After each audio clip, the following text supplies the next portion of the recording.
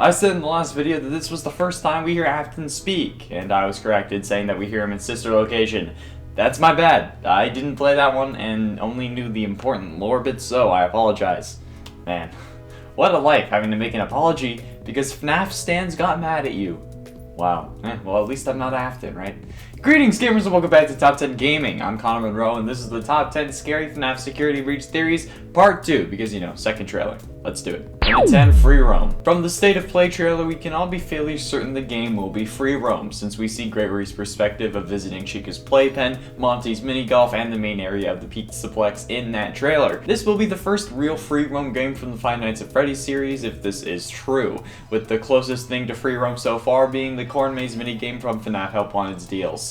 There are also some who say the game kinda looks unfinished, particularly in Chica's playpen, so this could very well just be a developer mode of the map where you can walk around, but I think it's fairly safe to say that this will be a free roam game. Also, I'm not including FNAF World as free roam because it's not a main series game, just the spin-off, and we don't talk about it. Number 9, Security Guard Furry. The security guard from Security Breach has appeared multiple times in the advertising leading up to the main release of the game. She was turned into promo art on Scott's main website, she was turned into a Funko statue for the game along with Vanny, and she appears twice in the State of Play trailer that we saw at the PlayStation event. We're also pretty sure her name is Vanessa. However, the fact that we believe her to be Vanny is still just a theory, not fact yet. Sure, it's a very convincing theory and has plenty of evidence, but it's still just a theory until the game comes out and confirms it. The Funko statue does indicate that the security guard and Vanny are the same person, or at least connected, and the fact that we are hiding from the security guard in the trailer makes it seem even more suspicious. Maybe Gregory ends up finding out about this secret double life she's living, kinda like Hannah Montana. You know, she didn't reveal that every episode. I at first thought we'd be related to the security guard, but I don't think so anymore. Unless we're playing hide and seek with the guard, who could be a relative of some sort. And that's how the game starts out. And it ain't relative. The theory going around after the State of Play trailer is really about who Gregory is. He must be related to someone working at the company, right? Not necessarily the security guard though. I mean, this kid is there after dark, knows where the security room is, and the most damning piece of evidence is the fact that he has a watch that has access to all, or at least the surrounding cameras in the facility, even if those cameras are malfunctioned, at least from what I can assume in the trailer. Who would be able to do that other than the son of someone working at the company, like a security guard or a hacker, and I'm pretty sure this kid isn't a genius Da Vinci Code hacker. How else would he have that much information about the Pizzaplex on his watch?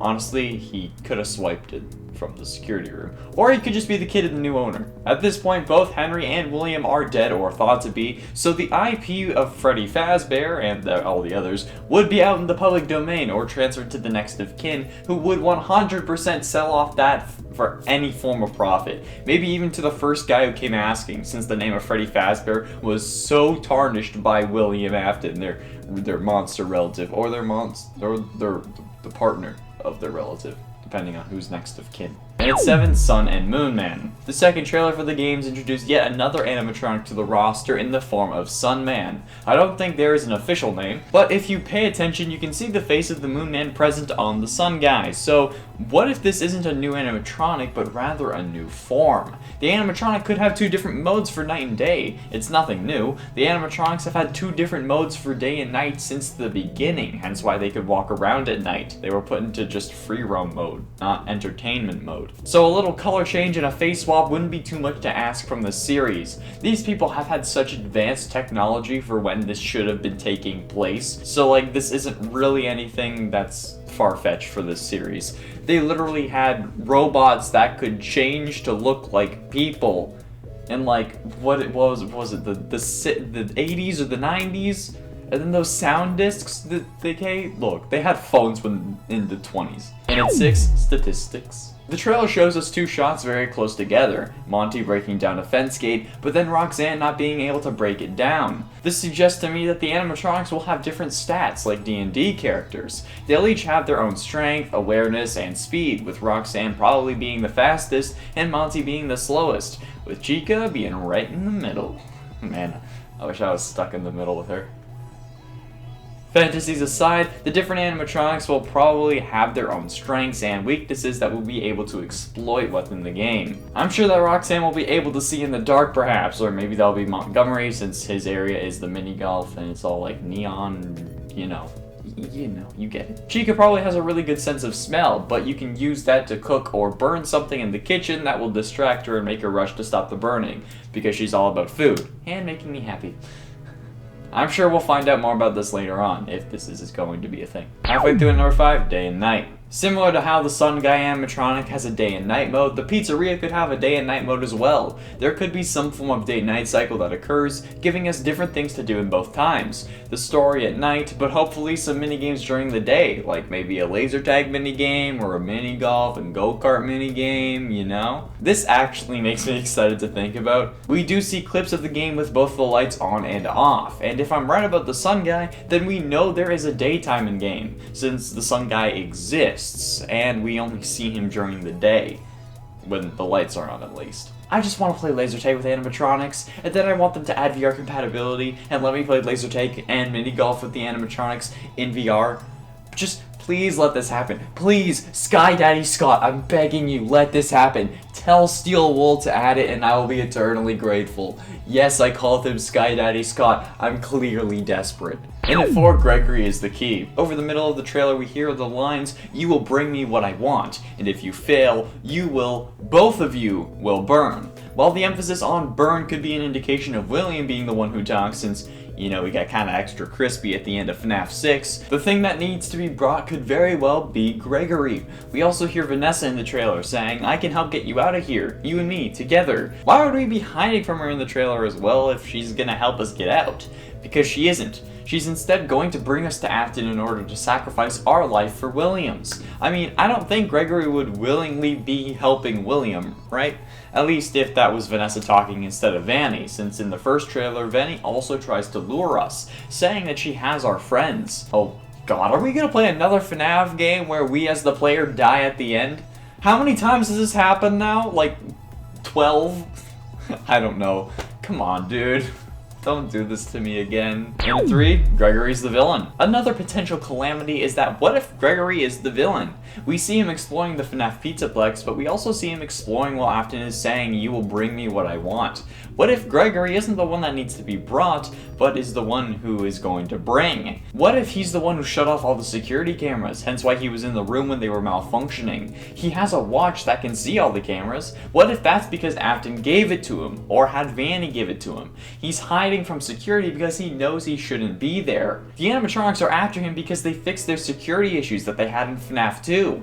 All this lines up if you think about it in the right way. It's all a matter of perspective. And Gregory could be the name of the crying child, the one that William put back together. Well, I mean, there is currently a theory going around that his name's like Paul or something like that, but, you know. And at 2, the Stitch Wraith. At the end of the trailer, we see the arm of some metal figure stretching out from behind a box and trying to claw his way out. This could be seen as many things, one of which is the Stitch Wraith. If you don't know who the Stitch Wraith is, the character was introduced and built up during the epilogues of each of the Fazbear Frights books. A character not too different from Ender who is basically assembling themselves and has 2 souls possessing him. It's weird, but he's basically another naked endoskeleton that loves killing and collecting body parts. Yeah. We've been waiting to see if he'll be introduced into the games or the game world in some way. We even thought that he could be the main antagonist of Security Breach, and with this arm, it's possible that this is indeed the Stitch Wraith. The sounds that play are clanging and certainly metallic, and that claw is very reminiscent of how we've seen the Stitch Wraith in fan art, since to my knowledge, there has been no official image of the character, unless it's like in those like Funko action figures, where you like collect all the different pieces, like how you had to collect Scrap Baby with the sister location ones. There is, however, another explanation as to who this mysterious arm could be. Finally, in at number 1, Afton's back. The metallic arm, while yes related to the Stitch Wraith, could also be the arm of good old Willie Afton. You know, the one who went cutting up more than just pizza toppings at multiple Fazbear locations. Yeah, that guy. The arm could very well just be the arm of the Scrap Trap suit from FNAF 6. We learn based on the Fazbear Frights books that a man with terrible burns is being kept alive by the soul of a child, one of his victims, forcing the man to be tormented in life. So could it be that William never really died? Or has he been brought out of the world he was in Freddy's Fazbear Entertainment experience?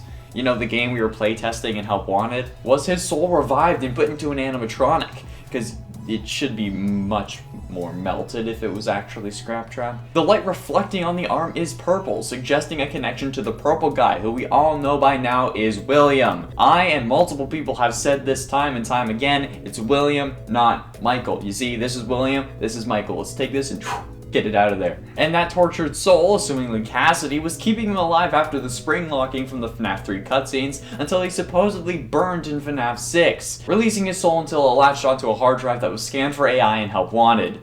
Damn, this dude should be a motivational poster for perseverance. So it could be that the item we need to acquire is an endoskeleton for him to inhabit, and that Vanny will be able to bring him home, and then probably be killed when she does. But seriously though, where's the motivational poster of William Afton? There we have it, friends, the top 10 scary FNAF security breach theories, part 2. What are your security breach theories, and do you believe any that I talked about today, aside from the ones that the community has generally accepted? Be sure you let me know down below. Thank you all so much for watching. I have been and shall remain Connor Monroe, and I'll see you in another video. FNAF shirt's back, baby!